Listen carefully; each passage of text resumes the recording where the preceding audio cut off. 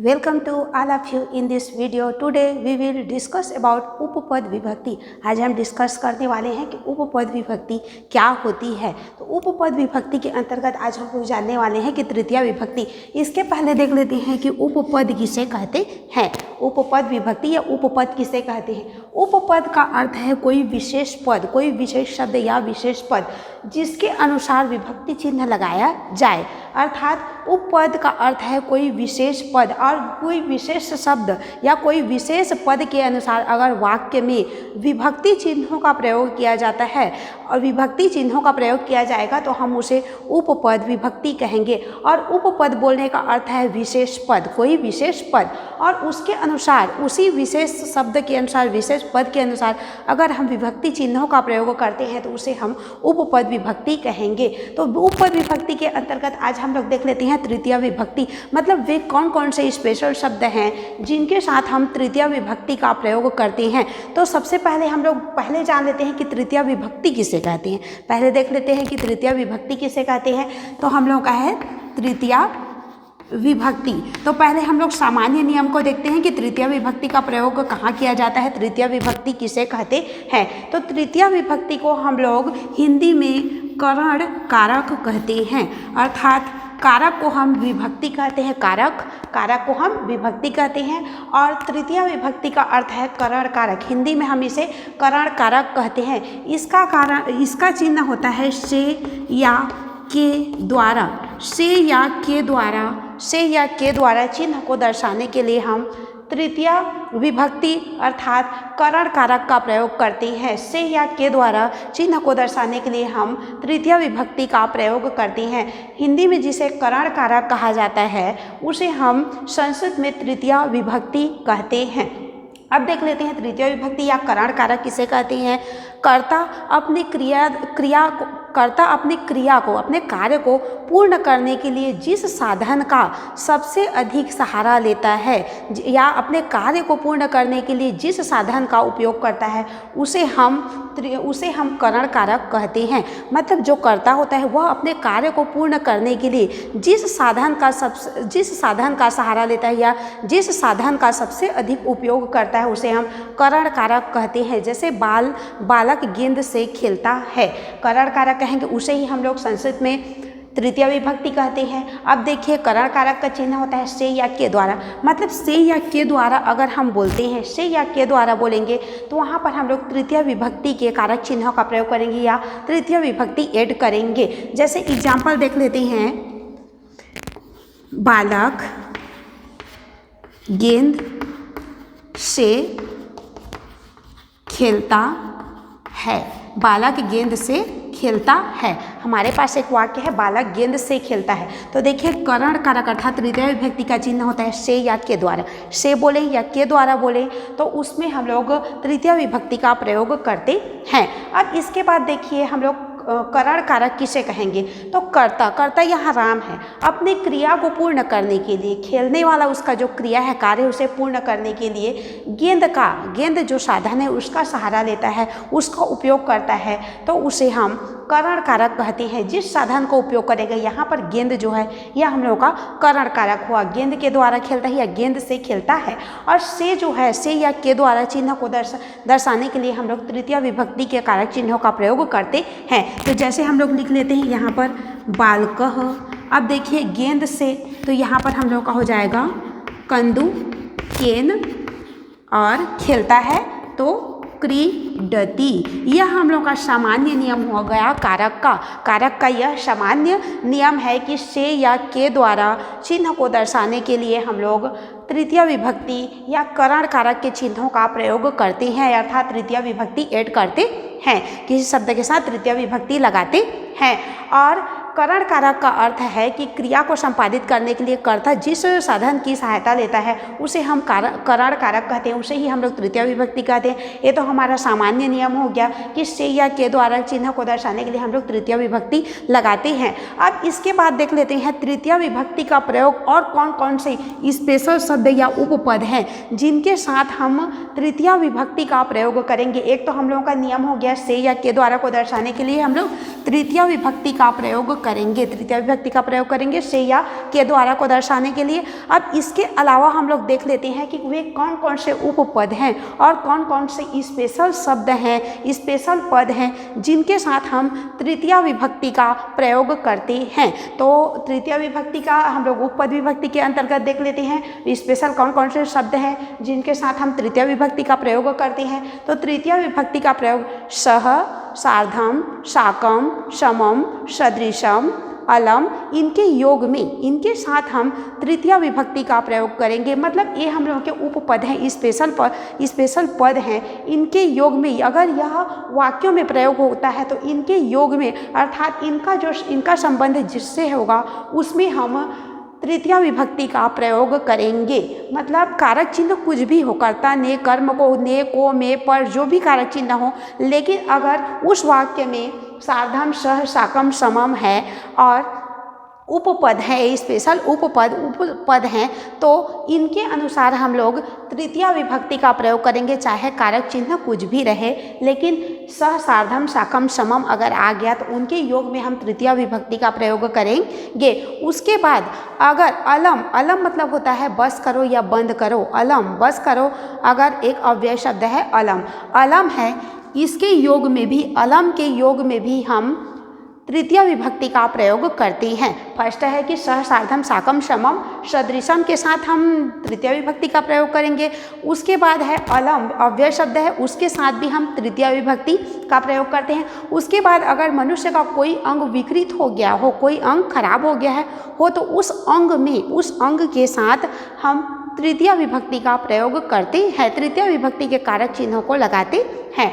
अब देखिए उसके बाद अगर हेतु या कारण हो, कोई भी कारण शब्द हो तो उसमें कोई हेतु या कारण हो तो उसके साथ भी हम तृतीया विभक्ति का प्रयोग करते हैं। उसके बाद देख लीजिए वीणा हम लोगों को बोलना है। वीणा मतलब होता है, वीणा संस्कृत में वीणा बोला जाता है, जैसे हम हिंदी में बिना बोलते हैं। बिना मतलब उसके बगैर, बिना या फिर पृथक, अलग या नाना शब्द हो, बोलने का सीधा अर्थ है बिना शब्द रहे, बिना पद रहे, तो इसके साथ भी हम तृतीया विभक्ति का प्रयोग करते हैं। अब उसके बाद देख लेते हैं कोई उद्देश्य या प्रयोजन हो, कोई उद्देश्य हो या कोई प्रयोजन हो तो उसके साथ भी हम तृतीया विभक्ति का प्रयोग करते हैं। यदि पहचानना हो, किसी के द्वारा किसी चीज़ को पहचाना जाता हो तो उसमें भी हम तृतीया विभक्ति का प्रयोग करते हैं।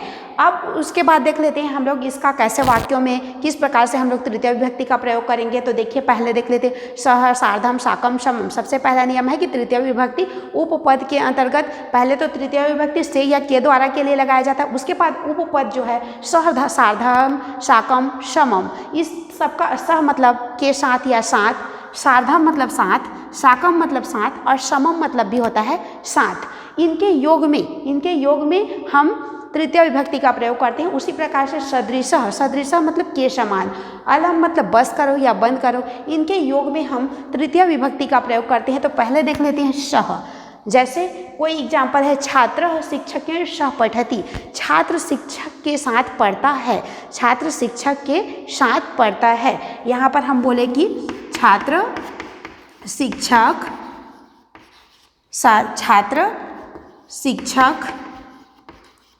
के साथ पढ़ता है, छात्र जो है वह शिक्षक के साथ पढ़ता है। तो यहाँ पर देखिए सात अर्थ में, सात के लिए हम सह, सार्धम, साकम, समम इन चारों का प्रयोग कर सकते हैं। और इन चारों का अगर वाक्यों में प्रयोग किया जाता है तो इनका संबंध जिससे रहेगा उसमें हम तृतीया विभक्ति का प्रयोग करेंगे। जैसे छात्र है तो हम लोगों का हो गया छात्र। अब देखिए शिक्षक के, तो हम लोगों का शिक्षक के बोलने से शिक्षक से होना चाहिए षष्ठी विभक्ति, शिक्षक के तो षष्ठी विभक्ति होना चाहिए। लेकिन उसके जस्ट बाद दिया है सात के लिए हम लोग प्रयोग कर सकते हैं समम, सार्धम, साकम, समम। यहाँ पर कुछ भी लिख सकते हैं, सार्धम, साकम, समम, जिसको ऐड करना है उसको ऐड कर सकते हैं। लेकिन जिस शब्द को भी ऐड करेंगे उसके योग में तृतीया विभक्ति लगेगी। जैसे छात्र शिक्षक, शिक्षक के, शिक्षकस्य समम। अब पठति, शिक्षक के साथ पढ़ता है, या शिक्षक सह भी लिख सकते हैं। छात्र शिक्षकस्य सह पठति, छात्र शिक्षकस्य सार्धम पठति, इस प्रकार से प्रयोग कर सकते हैं। लेकिन यहाँ पर देखिए शिक्षक के साथ के लिए हम लोग षष्ठी विभक्ति का प्रयोग करते हैं, क्योंकि षष्ठी का हम लोगों का चिन्ह है का, के, की या रा, रे, री, तो के लिए हम लोग षष्ठी विभक्ति प्रयोग करते हैं। लेकिन यहाँ पर देखेंगे कि वाक्य में हम लोग समम का प्रयोग किए हैं, तो समम के योग में सार्धम साकम या समम आए, तो देखिए यहाँ समम के योग में हम हमेशा तृतीय विभक्ति का प्रयोग करेंगे, क्योंकि यह वह स्पेशल उपपद है जिसके अनुसार विभक्ति चिन्ह लगेगा। तो यहाँ पर देखिए समम है, इसीलिए हम लोगों का हो जाएगा यह शिक्षकेण, यहाँ पर तृतीय विभक्ति का प्रयोग करना पड़ेगा और हो जाएगा शिक्षकेण। तो इस प्रकार से हम लोग देख लेते हैं, छात्रः शिक्षकेण, शिक्षकेण या शिक्षकेन बोल सकती हैं, शिक्षकेण समम पठस्ति। यहाँ देखिए छात्र शिक्षक के साथ पढ़ता है, छात्र शिक्षक के साथ पढ़ता है। वैसे तो के लिए हम लोग लगाते षष्ठी विभक्ति अर्थात शिक्षकस्य होता, लेकिन समम यहाँ उपपद विभक्ति ऐड है, उपपद विभक्ति अर्थात उपपद शब्द ऐड है, इसी के कारण इसका समम साथ का शिक्षक किसके साथ, तो शिक्षक के साथ। तो इसका संबंध है, मतलब समम का संबंध है शिक्षक से, तो शिक्षक में हम लोग तृतीय विभक्ति ऐड करेंगे। बोलने का सीधा अर्थ है कि वाक्य में जब समम सार्धम साकम का प्रयोग होता है तो इसके योग में इस शब्द का संबंध जिससे होता है उसमें हम तृतीय विभक्ति का प्रयोग करेंगे। यह क्योंकि यह वह विशेष पद है जिसके कारण विभक्ति चिन्ह परिवर्तित हो जाते हैं। तो यहाँ देखिए छात्र शिक्षकेण समम पठति, छात्र शिक्षक के साथ पढ़ता है, या हम लोग बोल सकते हैं छात्र शिक्षकेण सह पठति, छात्र शिक्षक के साथ पढ़ता है। इसका अर्थ शिक्षक के साथ भी बोल रहे हैं, लेकिन हम लोग प्रयोग किए हैं शिक्षकेण, शिक्षक से पढ़ता है या शिक्षक के साथ पढ़ता है। तो शिक्षक के साथ पढ़ता है बोले तो पर भी हम लोग तृतीय विभक्ति यहाँ पर ऐड किए हैं। तो छात्र शिक्षकेण सह पठति, पुत्र शिक्षकेण सह पठति, पुत्र शिक्षक के साथ पढ़ता है। इस प्रकार से अनेक वाक्य हम लोग निर्मित कर सकते हैं। अब यहाँ पर आगे देख लेते हैं, जैसे हमारे पास है सार्धम, सार्धम मतलब भी होता है साथ, माता, इस प्रकार से हम लोग प्रयोग कर सकते हैं। जनकेन सार्धम गच्छति, पुत्र ऐड करेंगे, पुत्र जनकेन सार्धम गच्छति, पुत्र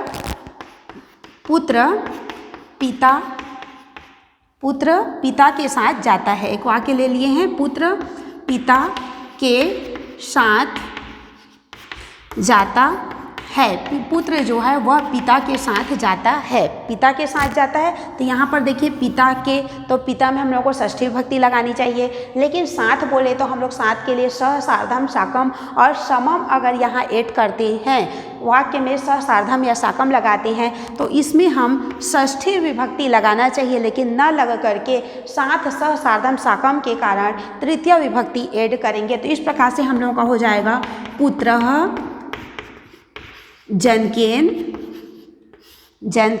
और सह गच्छति।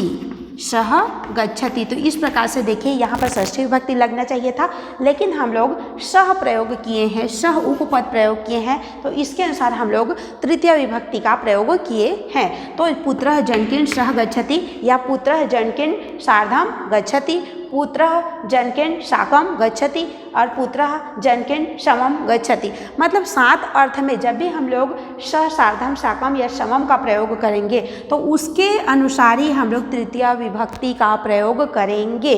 तो यहाँ से हमने सीखा कि सह सार्धम साकम और समम के योग में हम तृतीय विभक्ति का प्रयोग करते हैं। जैसे देखिए छात्र शिक्षकेण सह पठति, छात्र शिक्षक के साथ पढ़ता है, जनकेन सार्धम गच्छति, और यहाँ पर जैसे सह जनकेन सार्धम गच्छति वह जनक के साथ जाता है, या पुत्र जनकेन सार्धम गच्छति, पुत्र जो है जनक के साथ जाता है। तो इस प्रकार सह सार्धम साकम समम के योग में हम तृतीय विभक्ति का प्रयोग करते हैं। अब देखिए दुर्जनेन समम क सुखम लभते, दुर्जन के साथ, यहाँ पर के साथ भी बोल रहे हैं तो पर भी हम लोग समम का प्रयोग कर रहे हैं। देखिए समम, और जब समम का प्रयोग किए हैं तो के लिए भी हम लोग तृतीय विभक्ति का प्रयोग किया है। दुर्जन के साथ कौन सुख प्राप्त करता है, दुर्जन के साथ किसको सुख की प्राप्ति या कौन सुख प्राप्त करता है।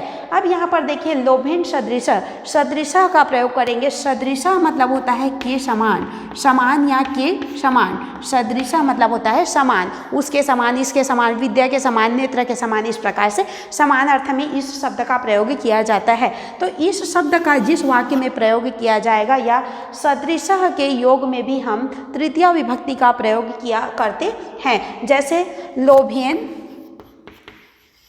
लोभेन सदृशः पापम नास्ति, लोभ के समान पाप नहीं। जैसे देख लेते हैं यहाँ पर लोभेन सदृशः पापम नास्ति, लोभ के समान कोई पाप नहीं। लोभ के समान हम लोग के बोले, लोभ के, तो यहाँ पर हम लोग को षष्ठी विभक्ति होना चाहिए। लोभ के बोले तो षष्ठी विभक्ति, क्योंकि का, के, की, रा, रे, री के लिए हम लोग षष्ठी विभक्ति का प्रयोग करते हैं। तो यहाँ पर हम लोगों का लोभस्य होना चाहिए था, लेकिन यह लोभेन हुआ है क्योंकि सदृश, जहाँ जिस वाक्य में सदृश रहेगा तो सदृश इसका जिससे संबंध होगा उसमें हम तृतीय विभक्ति का प्रयोग करेंगे।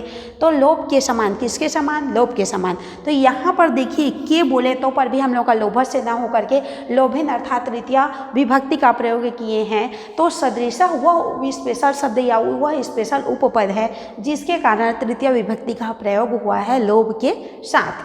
अब इस प्रकार से आगे हम लोग देख लेते हैं। जैसे हमारे पास है अलम, अलम एक अव्यय शब्द है, अलम एक अव्यय शब्द है, इसके योग में भी हम तृतीय विभक्ति का प्रयोग करते हैं। जैसे प्रयोग करेंगे, अलम मतलब होता है बंद या बस करो, मत करो।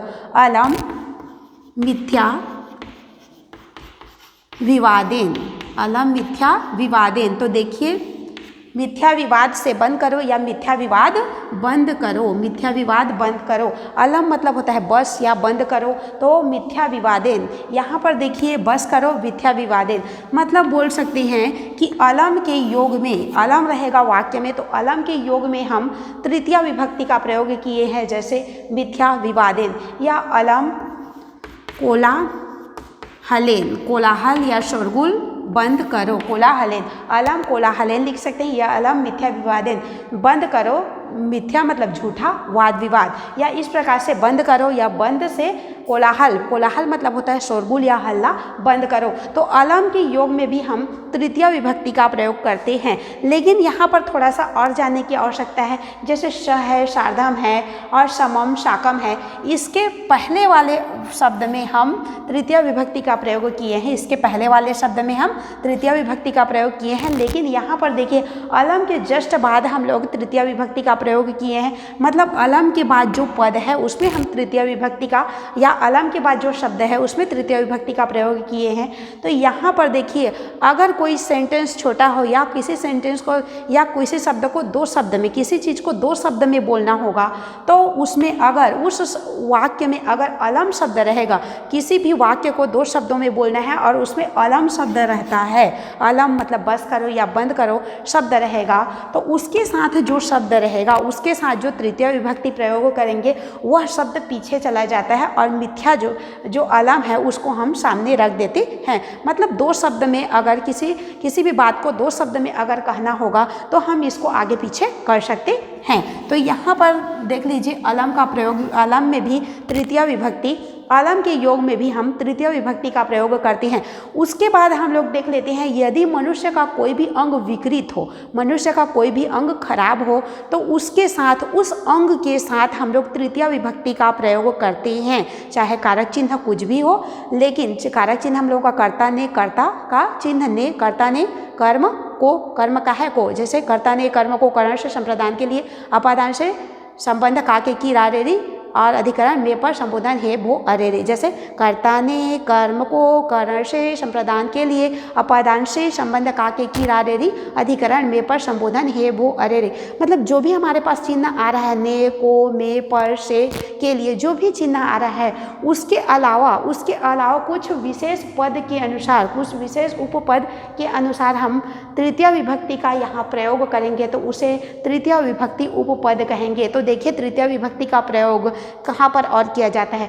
अगर मनुष्य का या शरीर का कोई भी अंग, यदि शरीर का कोई भी अंग खराब हो तो उस अंग के योग में, उस अंग के साथ हम तृतीय विभक्ति का प्रयोग करते हैं। जैसे आँख से अंधा, और कान से बहरा, पैर से लूला। तो इस प्रकार से देखिए जिस अंग में खराबी हो उसमें हम तृतीया विभक्ति का प्रयोग करते हैं। जैसे सह नेत्रेण काढ़, जैसे नेत्र से, आँख से काढ़ा, आँख से अंधा भी बोल सकते हैं। हम लोग का हो जाएगा नेत्रेण अंधः, आँख से काना। या फिर इसको हम लोग इस प्रकार से वाक्य में प्रयोग कर सकते हैं, सह नेत्रेण अंधः अस्ति, वह आँख से अंधा है, वह आँख से अंधा है। तो यहाँ पर देखिए मनुष्य का जो नेत्र है, यहाँ पर नेत्रेण जो अंग खराब है उसमें हम तृतीया विभक्ति का प्रयोग किए हैं। नेत्रेण हम लोग का यहाँ तृतीया विभक्ति लगा हुआ है। तो मनुष्य का कोई भी अंग अगर खराब होता है तो उसमें हम तृतीया विभक्ति का प्रयोग करेंगे। सह नेत्रेण अंधः अस्ति, वह आँख से, एक आँख से नेत्रेण का प्रयोग किए हैं। दो आँख करना चाहें तो नेत्राभ्याम इस प्रकार से कर सकते हैं। तो एक आँख से अंधा है, वह एक आँख से अंधा है। दो आँख करना चाहें तो नेत्राभ्याम अंधः अस्ति, वह दो आँख से अंधा है। इस प्रकार से हम लोग बोल सकते हैं सह नेत्रेण अंधः अस्ति, वह आँख से अंधा है। या फिर हम लोग कर सकते हैं कर्णेन बधिरः, वह कान से बहरा है। यहाँ पर सह कर्णेन बधिरः अस्ति या बालकः कर्णेन बधिरः अस्ति, बालक कान से बहरा है। इस प्रकार से हम लोग प्रयोग कर सकते हैं। देखिए कर्णेन बधिरः, वह कान से, यहाँ पर बालकः कर्णेन बधिरः अस्ति, वह बालक जो है वह कान से बहरा है। कर्णेन है, एक कान से बहरा है, या कर्णाभ्याम कर सकते हैं, दोनों कान से बहरा है यदि तो यहाँ पर देखिए नेत्रेण अंधः, कर्णेन बधिरः। उसी प्रकार से पैर से लूला है बोलेंगे तो पादेन खंजः, वह पैर से लूला है या एक पैर से विकलांग है। तो यहाँ पर देखिए अगर आँख से अंधा है, कान से बहरा है या पैर से लूला है, मतलब मनुष्य का कोई अंग विकृत हो तो उस अंग के साथ हम तृतीया विभक्ति का प्रयोग करेंगे।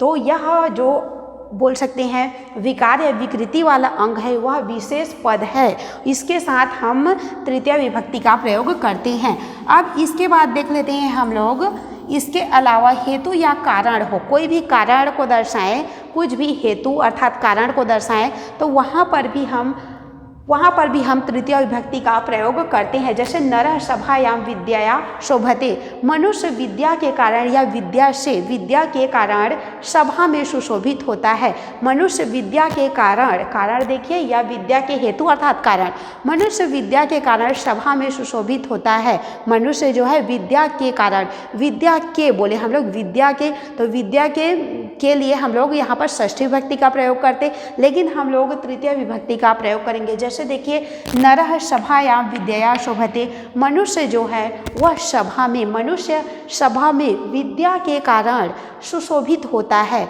मनुष्य सभा में विद्या के कारण सुशोभित होता है। तो यहाँ पर देखिए विद्यया शोभते, विद्या के कारण भी बोले हम विद्या के, लेकिन षष्ठी विभक्ति का प्रयोग ना करके हम लोग तृतीया विभक्ति का प्रयोग किए। तो इस प्रकार से देखिए कि कोई भी हेतु या कारण रहेगा तो पर भी हम लोग तृतीया विभक्ति का प्रयोग करते हैं। या नरः सभायाम ज्ञानेन शोभते, मनुष्य सभा में ज्ञान के कारण सुशोभित होता है। ज्ञानेन शोभते, अगर कोई सुंदरता के कारण सुशोभित होता है तो यहाँ पर सुंदरता का तृतीया विभक्ति लगा देंगे और शोभते ऐड कर देंगे। तो यहाँ पर देख लीजिए कि हेतु या कारण में भी हम उपपद विभक्ति के अनुसार तृतीया विभक्ति का प्रयोग करते हैं। कोई हेतु या कारण के योग में भी हम तृतीया विभक्ति का प्रयोग करते हैं। अब इसके अलावा बिना, पृथक या नाना, बिना, पृथक या नाना, बिना मतलब होता है बिना मतलब हम लोग का होता है बिना मतलब नहीं है या पृथक या फिर नाना अर्थ में,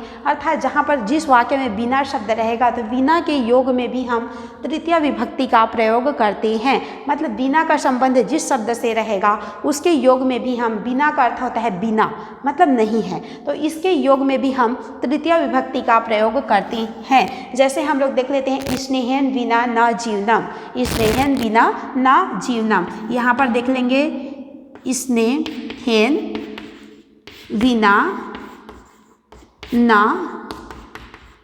जीवनम, स्नेहन विना न जीवनम। तो यहाँ पर देखिए विना का प्रयोग किए हैं, वाक्य में विना है तो स्नेह के बिना हम बोल रहे हैं। के लिए षष्ठी विभक्ति करना चाहिए, लेकिन यहाँ पर हम लोग स्नेह में षष्ठी विभक्ति होना चाहिए, लेकिन हम लोग स्नेह के बिना भी बोल रहे हैं तो पर भी हम लोग यहाँ पर तृतीया विभक्ति का प्रयोग किए, क्योंकि बिना वह उपपद या स्पेशल शब्द है कि इसके योग में इसका संबंध जिससे होगा उसमें हम लोग तृतीया विभक्ति का प्रयोग किए हैं। तो स्नेहन बिना न जीवनम, स्नेहन बिना न जीवनम, स्नेह के बिना, प्रेम के बिना जीवन नहीं है, प्रेम के बिना जीवन नहीं है, या जल के बिना जीवन नहीं है। अगर हम लोगों को बोलना है तो यहाँ पर हम लोगों का हो जाएगा जलेन, जलेन बिना न जीवनम, जल के बिना जीवन नहीं है, या उसके बिना जीवन नहीं है, उसके बिना, इसके बिना जीवन नहीं, इस प्रकार से हम लोग, लेकिन बिना प्रयोग करेंगे तो उसके योग में हम लोग तृतीया विभक्ति का प्रयोग करेंगे। यहाँ जिसके भी बिना हम लोगों को बोलना है उसमें तृतीया विभक्ति ऐड होगी, अर्थात बिना के योग में भी हम लोग तृतीया विभक्ति प्रयोग करते हैं, तृतीया विभक्ति उपपद के अनुसार। यहाँ पर हम लोगों को और कुछ सीखना है। मान लीजिए हम लोग बिना का प्रयोग करते हैं किसी भी सेंटेंस में, तो तृतीया विभक्ति तो प्रयोग करेंगे ही, बिना के साथ तृतीया विभक्ति, लेकिन बिना के साथ हम द्वितीया विभक्ति भी प्रयोग करते हैं। जैसे हम लोग लिख देते हैं जलम, जलम बिना न जीवनम, जलम बिना न जीवनम, जल के बिना जीवन नहीं, तो पर भी यह सेंटेंस जो है, यह वाक्य वह सही होगा, क्योंकि बिना के योग में हम लोग द्वितीय विभक्ति का प्रयोग करते हैं, तृतीया विभक्ति का प्रयोग करते हैं और पंचमी विभक्ति का भी प्रयोग करते हैं। तो जल का हम लोगों का पंचमी विभक्ति हो जाएगा जलाद। तो जलाद बिना न जीवनम, जल के बिना जीवन नहीं, जलेन बिना न जीवनम, जल के बिना जीवन नहीं, जलम बिना न जीवनम। अगर तीनों सेंटेंस यहाँ पर जलेन ऐड करें या जलम डालें या जलाद डालें तो तीनों भी डाल सकते हैं। यहाँ तृतीया विभक्ति, द्वितीय विभक्ति, तृतीया विभक्ति, द्वितीय विभक्ति और पंचमी विभक्ति, द्वितीया, तृतीया और पंचमी विभक्ति, तीनों विभक्ति अर्थात तीनों कारक चिन्हों का प्रयोग कर सकते हैं। अर्थात बिना के योग में तृतीया विभक्ति, द्वितीया विभक्ति, तृतीया विभक्ति और पंचमी विभक्ति तीनों का प्रयोग किया जाता है। तो यहाँ पर हमने सीखा कि बिना जो शब्द है, बिना वह उपपद है, एक स्पेशल शब्द है, इसके योग में हम तृतीया विभक्ति प्रयोग करते हैं, लेकिन द्वितीय विभक्ति भी प्रयोग कर सकते हैं और पंचमी विभक्ति भी प्रयोग कर सकते हैं। अब आगे हम लोग बढ़ जाते हैं। अगर उद्देश्य या प्रयोजन अर्थ हो, किसी उद्देश्य या किसी प्रयोजन अर्थ के या किसी की पहचान बतानी हो तो उसके साथ भी उसके योग में भी हम तृतीया विभक्ति का प्रयोग करते हैं। यदि कोई उद्देश्य को दर्शाना हो या कोई प्रयोजन, कोई उद्देश्य अर्थात प्रयोजन हो गया, या फिर तो पहचान, कोई भी पहचान हो कि जैसे मंदिर झंडे से जाना जाता है, कोई भी झंडा से मंदिर जाना जाता है कि यह मंदिर है, झंडे से जाना जाता है कि यह मंदिर है, मतलब उसकी पहचान है, इससे जाना जाता है कि यह मंदिर है। या थैले से जाना जाता है कि यह छात्र है, या बोल सकते हैं स्कूल ड्रेस से जाना जाता है कि यह छात्र है, यह विद्यार्थी है। तो जो पहचान होता है उसमें भी हम, पहचान के योग में भी हम तृतीया विभक्ति का प्रयोग करेंगे। या उसके अलावा उद्देश्य, जैसे अध्ययन के लिए विद्यालय आता है, अध्ययन के प्रयोजन से विद्यालय आता है, या अध्ययन के लिए रहता है, अध्ययन के लिए रहता है। तो कोई उद्देश्य भी हो तो उसमें, या कोई प्रयोजन हो तो उसमें भी हम तृतीया विभक्ति का प्रयोग करते हैं। जैसे एग्जाम्पल से समझ लेते हैं, अध्ययनेन वसति, हमारे पास एक एग्जाम्पल है अध्ययनेन वसति। यहाँ पर देखिए अध्ययनेन वसति, अध्ययन के लिए रहता है, अध्ययन के लिए रहता है, अध्ययनेन वसति, उसका उद्देश्य है कि वह अध्ययन के लिए रहता है, उसका उद्देश्य है कि वह अध्ययन के लिए रहता है या रहती है, उसका प्रयोजन है कि वह अध्ययन के लिए या पढ़ाई करने के लिए रहता है। तो इसके योग में भी हम, उद्देश्य, प्रयोजन या पहचान के योग में भी हम तृतीया विभक्ति का प्रयोग करते हैं। देखिए अध्ययनेन, अध्ययन के लिए, मैं बोली अध्ययन के लिए, पढ़ने के लिए, तो कर्ता ने कर्म को करण से संप्रदान के लिए, मतलब हम लोगों को चतुर्थी विभक्ति लगाना चाहिए था यहाँ के लिए चतुर्थी विभक्ति। लेकिन अगर उद्देश्य, प्रयोजन या पहचान बतानी होती है तो हम उसके साथ तृतीय विभक्ति का प्रयोग किए हैं। तो यहाँ पर चतुर्थी विभक्ति ना प्रयोग करके हम तृतीय विभक्ति का प्रयोग किए। अध्ययनेन वसति, अध्ययन के लिए रहता है, अध्ययन के लिए रहता है। तो यहाँ पर देखिए अध्ययन के लिए रहता है या पढ़ने के लिए रहता है, इस प्रकार से उसका उद्देश्य या प्रयोजन के लिए भी हम लोग इसका प्रयोग करते हैं। अब देखिए कुछ पहचान के लिए, जैसे पहचान के लिए भी तृतीय विभक्ति का प्रयोग करते हैं, अर्थात पहचान के योग में भी हम तृतीय विभक्ति का प्रयोग करते हैं। ध्वजेन ज्ञायते अयम देवालयः। अब यहाँ पर देखिए ध्वजेन ज्ञायते, ध्वजेन ज्ञायते, ध्वज से ज्ञात होता है। अयम, अयम मतलब होता है यह, अयम मतलब यह। और ये देखिए देवालय, देवालय मतलब होता है मंदिर। तो यहाँ पर देखिए पहचान बताई जा रही है मंदिर की पहचान बताई जा रही है कि ध्वज से ज्ञात होता है, ज्ञायते ज्ञात होता है कि यह देवालय है, ध्वज से ज्ञात होता है यह मंदिर है, ध्वज से ज्ञात होता है। यहाँ पर पहचान हो गया, मंदिर की पहचान हो गई उसका झंडा। तो यहाँ पर देखिए ध्वज से अर्थात से के चिन्ह के लिए भी प्रयोग करते हैं, लेकिन यहाँ पर हम लोग पहचान के लिए ध्वज से अर्थात झंडे से ज्ञायते जाना जाता है। अयम देवालय, यह मंदिर है, अर्थात पहचान अर्थ में भी हम तृतीय विभक्ति का प्रयोग करते हैं।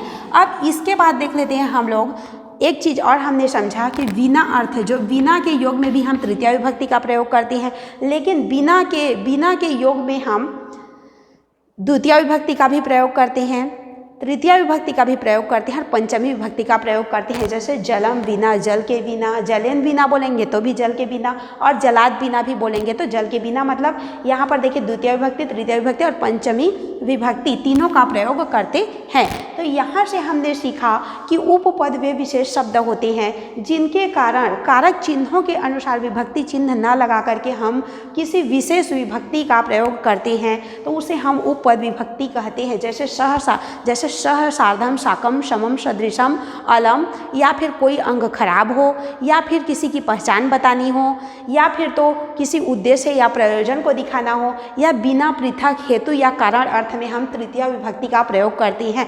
मतलब ये स्पेशल उपपद स्पेशल शब्द है, सह, सार्धम, साकम, समम, सदृशम, अलम और कोई विकृत अंग, ये स्पेशल एक प्रकार के उपपद हैं। इनके योग में हम, इनके साथ हम तृतीय विभक्ति का प्रयोग करते हैं। तो यहाँ से हम लोगों का उपपद तृतीय विभक्ति पूर्ण होता है। Thank you.